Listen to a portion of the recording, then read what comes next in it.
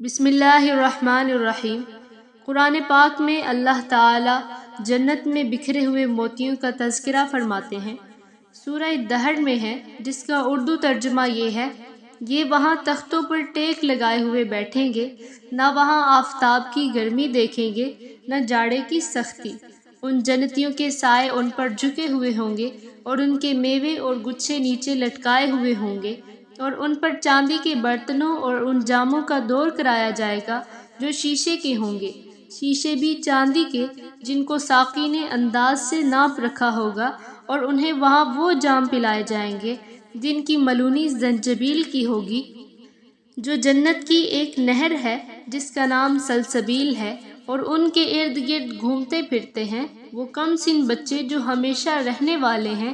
جب تو انہیں دیکھے تو سمجھے کہ وہ بکھرے ہوئے سچے موتی ہیں، تو وہاں جہاں کہیں بھی نظر ڈالے گا سراسر نعمتیں اور عظیم الشان سلطنت ہی دیکھے گا۔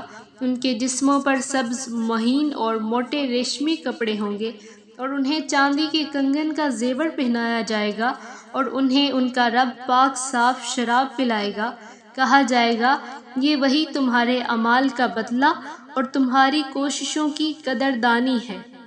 جس کی تشریح یہ ہے کہ جنتیوں کی نعمتوں اور راحتوں کا، ان کے ملک و مال اور جاہ و منال کا ذکر ہو رہا ہے کہ یہ لوگ بآرام تمام، پورے اطمینان اور خوش دلی کے ساتھ جنت کے مرصع اور مزین جڑاؤ تختوں پر بے فکری سے تکیے لگائے سرور و راحت سے بیٹھے مزے لوٹ رہے ہوں گے۔ پھر ایک اور نعمت بیان ہو رہی ہے کہ وہاں نہ سورج کی تیز شعاؤں سے انہیں کوئی تکلیف پہنچے گی، نہ جھاڑے کی بہت سرد ہوائیں انہیں ناگوار گزریں گی، بلکہ بہار کا موسم ہر وقت اور ہمیشہ رہتا ہے۔ گرمی سردی کے جھمیلوں سے الگ ہیں۔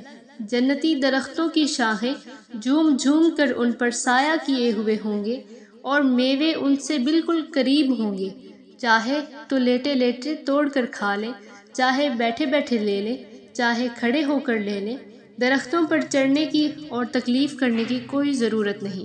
سروں پر میوے دار گچھے اور لدے ہوئے لچھے لٹک رہے ہوں گے، توڑا اور کھا لیا۔ اگر کھڑے ہیں تو میوے اتنے اونچے ہیں، بیٹھے ہیں تو قدرے جھک گئے، لیٹے تو اور قریب آ گئے۔ نہ تو کانٹوں کی رکاوٹ ہے اور نہ دوری کی سردردی ہے۔